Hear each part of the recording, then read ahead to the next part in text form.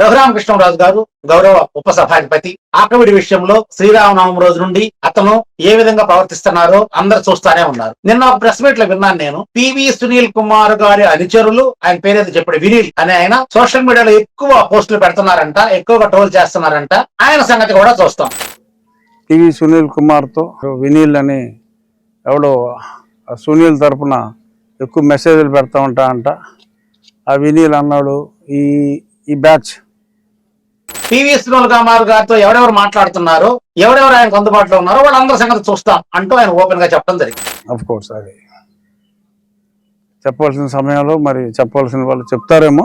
ఇక్కడ ఆంధ్రప్రదేశ్ ప్రజలు, లేదంటే గౌరవ ముఖ్యమంత్రి గారు కావచ్చు, హోంమంత్రి గారు కావచ్చు, ఉప ముఖ్యమంత్రి గారు కావచ్చు, చీఫ్ సెక్రటరీ కావచ్చు, అధికారులందరూ ఒకే ప్రశ్న. పివి సునీల్ కుమార్ అనేటువంటి ఐపీఎస్ ఆఫీసర్ ని ఆంధ్రప్రదేశ్ రాష్ట్రం నుంచి కానీ, తెలుగు రాష్ట్రాల నుంచి కానీ ఏమైనా వెలేసారా? ఆయనతో ఎవరు మాట్లాడకూడదు, ఆయన చట్టాన్ని ధిక్కరించాడు అని చెప్పి ఏమైనా ఉత్తర్వులు ఏమైనా ఇచ్చున్నారా? లేదు, సునీల్ కుమార్ గారు ఏదైనా ఉగ్రవాద కార్యకలాపాలకి, తీవ్రవాద చర్యలకి పాల్పడి ప్రభుత్వాస్తులకు ధ్వంసం చేసి, ప్రభుత్వ అధికారులని భయభ్రాంతులకు గురి చేసి, లేదా ప్రజాప్రతినిధుల్ని ఏదన్నా చేయడానికి ప్రయత్నాలు చేసినటువంటి సంఘటనల ద్వారా ఆయన ఏమైనా వెలివేస్తున్నారా? మాకు తెలియచేస్తే మేము మాట్లాడకుండా ఉన్నాయి. పివి సునీల్ కుమార్ గారు మా కమ్యూనిటీకి చెందిన వ్యక్తి, ఒక ఐపీఎస్ ఆఫీసరు. ఆయన అక్రమంగా మీరు సస్పెండ్ చేశారు, రిటైర్ అయ్యే వరకు కూడా ఆయనకు ఉద్యోగం తీసుకోకూడదని చెప్పేసి చంద్రబాబు నాయుడు గారు వ్యక్తిగతంగా కంకణం కట్టుకున్నారు, చేస్తున్నారు. ఓకే, దాని మీద మేమేం మాట్లాడలేదు, అధికారం మీది కాబట్టి మీరు ఏం చేసినా చెల్లుతుంది కాబట్టి మాట్లాడలేదు. మరి రఘురామకృష్ణరాజు గారు ఆయనతో ఎవరెవరు మాట్లాడుతున్నారో, ఆయనతో ఎవరెవరికి లింకులు ఉన్నాయో అవన్నీ ఆరాధిస్తున్నాము. ఎవరెవరు ఏమేం చేయాలనో చేసేవాళ్ళు చేస్తారు అని చెప్పేసి నిన్న పత్రికా ఆయన సవినయమైనటువంటి బెదిరింపు చేయడం జరిగింది. వీళ్ళందరూతో చాలా ఎక్కువ కాన్వర్జేషన్స్, ఫోన్ కాల్స్ ఉన్నట్టుగా నాకైతే సమాచారం ఉంది. అది అఫ్ కోర్స్ అది చెప్పవలసిన సమయంలో మరి చెప్పవలసిన వాళ్ళు చెప్తారేమో. సో పివి సునీల్ కుమార్ గారి మీద ఏమన్నా బహిష్కరణ ఉత్తర్వులు కనుక ఏమైనా ఉంటే బయట పెట్టి ప్రజలను కాపాడవలసిందిగా ముఖ్యమంత్రి చంద్రబాబు నాయుడు గారిని. ఈ రఘురామకృష్ణరాజు గారు ఈ రోజు ఒక ప్రెస్ మీట్ చూశాను. ఆకవీడులో 113 చర్చీలు ఉన్నాయి. అందులో ఆకవీడి హెడ్ క్వార్టర్ లోనే 19 చర్చీలు ఉన్నాయి. ఆ మొత్తం మాది వాళ్ళకి. ఆయన ఇదే మాట అన్నాడు. వాడి పేర్లు కూడా చదువుతూ, ఫోటోలు కూడా తీస్తూ ఇంటి పైన ఆయన బోర్డు పెట్టుకున్నాడు. ఆయన ప్రార్థన చేసుకున్నాడు. అలా చేయకూడదు, కలెక్టర్ గారి పర్మిషన్ తీసుకోవాలి అని చెప్పి ఆయన చెప్పడం జరిగింది. గౌరవ ఉపసభాధిపతి గారికి తెలియజేయడం ఏమనగా, నాకు నచ్చిన దేవుడిని నా ఇంట్లో కూర్చొని ప్రార్థించుకునే హక్కు నాకుంది. భారీ శబ్దంతో మైకు పెట్టి చుట్టుపక్కల వాడిని ఇబ్బంది పెట్టినప్పుడు మాత్రమే మీరు చర్యలు తీసుకోవచ్చు. 50 PMPO కంటే పెద్ద శబ్దం పెట్టి ఇరుగు పొరుగు వాడిని దానికి ఇబ్బంది పెడుతూ ఉంటే వాళ్ళ మీద చర్యలు తీసుకోవచ్చు. నా ఇంట్లో నేను కూర్చొని ప్రార్థన చేసుకునే హక్కు నాకుంది. నేను యేసుక్రీస్తుని ప్రార్థిస్తానా, రాముని ప్రార్థిస్తానా, కృష్ణుని ప్రార్థిస్తానా, వినాయకుడిని ప్రార్థిస్తానా, వినాయకుడు ఎక్కే ఎలికను ప్రార్థిస్తానా, లేదంటే కుమారస్వామిని ప్రార్థిస్తానా, ఆయన ఎక్కే నెమల ప్రార్థిస్తానా, లేదంటే పందిని ప్రార్థిస్తాను, వరహావతారం, కుక్కను ప్రార్థిస్తాను, గౌరీదేవి. మా ఇష్టం వచ్చిన దేవుడు మేము ప్రార్థించుకున్నప్పుడు మా ఇంట్లో మాకుంది. ఆ రఘురామకృష్ణరాజు గారు ఆ 119 చర్చిలు వాటిని కూలగొట్టిస్తాను, వాటికి అనుమతులు లేవు, జిల్లా కలెక్టర్ గారి దగ్గర అనుమతులు తీసుకోవాలని చెప్పేసి ఆయన చెప్పడం జరిగింది. మతం దేవుణ్ణి ప్రార్థించుకోవడానికి ఏ అధికారి దగ్గర పర్మిషన్ తీసుకోవలేదు.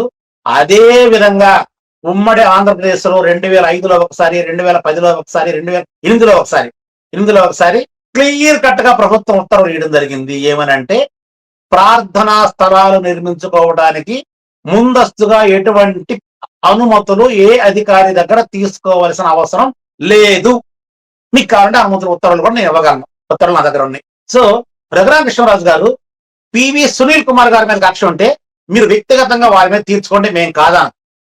కానీ ఆయన క్రైస్తవుడు అని చెప్పేసి క్రైస్తవులను మొత్తాన్ని ఇబ్బంది పెట్టే ప్రయత్నం చేసి, క్రైస్తవులను ఇబ్బంది పెడుతుంటే ఆయన వస్తాడు, అప్పుడు ఆయన నేను పట్టుకోవచ్చు అనే ఆలోచన మాత్రం దుర్మార్గం. ఒక ప్రజా ప్రతినిధికి ఇది మంచి పద్ధతి కాదు.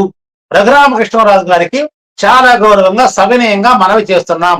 రఘురామకృష్ణరాజు గారిని అందరూ కూడా వాడు వీడియోను సంబోధిస్తున్నారు, వాడు దొంగ అట్లా ఇట్లా మాట్లాడుతున్నారు.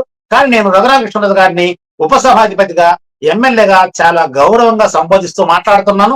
మీరు 2700 కోట్ల రూపాయలు బ్యాంకుల నుండి మోసం చేసి తీసుకున్నప్పటికీ, బ్యాంకులు మీ మీద సిబిఐ ఎంక్వైరీ చేసి సిబిఐ కేసులు జరుగుతున్నప్పటికీ, అదేవిధంగా 22 క్రిమినల్ కేసులు ఉన్నప్పటికీ, అందులో 12 కేసుల్లో మీరు స్టేల మీద తిరుగుతున్నప్పటికీ కూడా మిమ్మల్ని నేను గౌరవంగానే సంబోధిస్తున్నాను. అంటే బికాజ్ ఆఫ్ నేను అంబేద్కర్ వారసుడిని.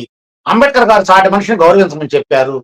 దొంగ అయినా, దుర్మార్గుడైన, దోషైనా మీరు ఇంకా దొంగని నిరూపితం కాలేదు కాబట్టి, ప్రజాప్రతినిధిగా ఉన్నారు కాబట్టి మిమ్మల్ని గౌరవంగా మాట్లాడుతున్నాను. మీరు దయచేసి మత కల్లాలు సృష్టించే ప్రయత్నం చేస్తున్నారు. ఈ విషయమై ఈ రోజే ఇప్పుడే ఒక 10 నిమిషాల క్రితం రాష్ట్రపతి గారికి ఆన్లైన్ లో మీ పైన ఫిర్యాదు చేయడం జరిగింది. మీరు అనుకోవచ్చు అధికారం మాది, రాష్ట్రపతి గారు మమ్మల్ని ఏం చేస్తారో అని. కానీ రాజ్యాంగం ఏం చేస్తుందో మీకు తెలియదు. ఖచ్చితంగా దాన్ని చేసి చూపిస్తాం. సో ఏదైనా ఒక అది ఆలయం ఉన్నప్పుడు ఆ ఆలయం యొక్క అక్కడ మీరే వెళ్ళి వివాదాస్పదం సృష్టించారు, అది మొదటి నేరం. మీరు ఇది రామాలయం, రాముడు గుడి కట్టి తీరుతానంటున్నారు.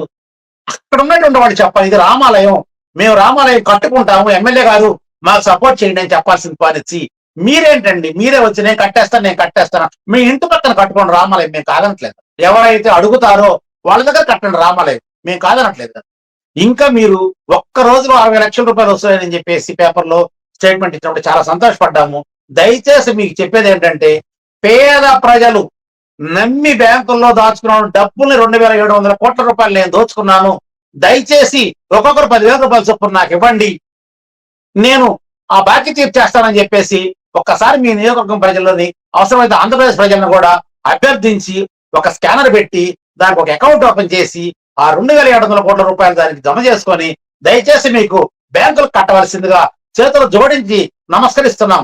రఘురామకృష్ణరాజు గారు, అయ్యా ముఖ్యమంత్రి గారు, ఉప ముఖ్యమంత్రి గారు మత విద్వేషాలు సృష్టిస్తున్నటువంటి రఘురామకృష్ణరాజు గారి మీద ఎటువంటి చర్యలు తీసుకోకపోగా దాన్ని సమర్థిస్తూ రామ భక్తుల మీద దాడి, జన సైనికుల మీద దాడి, కూటమి కార్యకర్తల మీద దాడి అంటూ మాలపల్లి మీద దౌర్జన్యానికి పోయినటువంటి రఘురామకృష్ణరాజుని వెనక్కి వేసుకురావడం మీరు చేస్తున్న నేరం, దుర్మార్గం, తప్పు. దీన్ని ఎంఆర్ఎస్ఎస్ పూర్తిగా ఖండిస్తుంది. ఇటువంటి ఇక నుంచి జరగకుండా చూసుకోవాల్సిన బాధ్యత ప్రభుత్వానికి ఉందని విజ్ఞప్తి చేస్తూ, ఇప్పుడు 144 సెక్షన్ ఉన్నందువల్ల అక్కడికి వెళ్ళలేకపోయాము. ఇప్పుడు పోలీసు వారిని పర్మిషన్ అడుగుతున్నాం. మేము ఎంఆర్ఎస్ఎస్ పర్యటించడానికి అవకాశం ఇవ్వండి అని పోలీసు వారు ఇస్తే ఓకే, లేదంటే చట్టబద్ధంగా కోర్టు నుండి ఆర్డర్ తీసుకురైనా సరే ఆకవీడు మాలపల్లిని సందర్శిస్తాం. అక్కడ రామాలయమా, గొంతేనమ్మా, అదేంటి అనేది అన్ని దళిత సంఘాలను కలుపుకొని అక్కడికి వెళ్లి నిజ నిర్ధారణ చేసి అక్కడ ఏ ఆలయం నిర్మించాలో మా పల్లెలో మేము నిర్ణయిస్తాం. మీరు రఘురామకృష్ణరాజు ముఖ్యమంత్రి గారు లేదా ఉప ముఖ్యమంత్రి గారు ఇంకోరు నిర్ణయించే హక్కు ప్రజాస్వామ్యంలో మీకు లేదు లేదు లేదు. అక్కడ మా పల్లెలో ఏం కట్టుకోవాలో మేము నిర్ణయించుకుంటాం. అవసరమైతే ప్రజాప్రతినిధిగా మిమ్మల్ని కూడా బర్తరఫ్ చేసేంత వరకు కూడా నిద్రపోవని ఇందు మూలంగా సవినీయంగా తెలియజేసుకుంటున్నాం. రఘురామకృష్ణరాజు గారి దగ్గర నుండి ముఖ్యమంత్రి గారి వరకు మధ్యలో ఉన్న మహానుభావులందరికీ ఇవే నా వందనాలు. జై హింద్.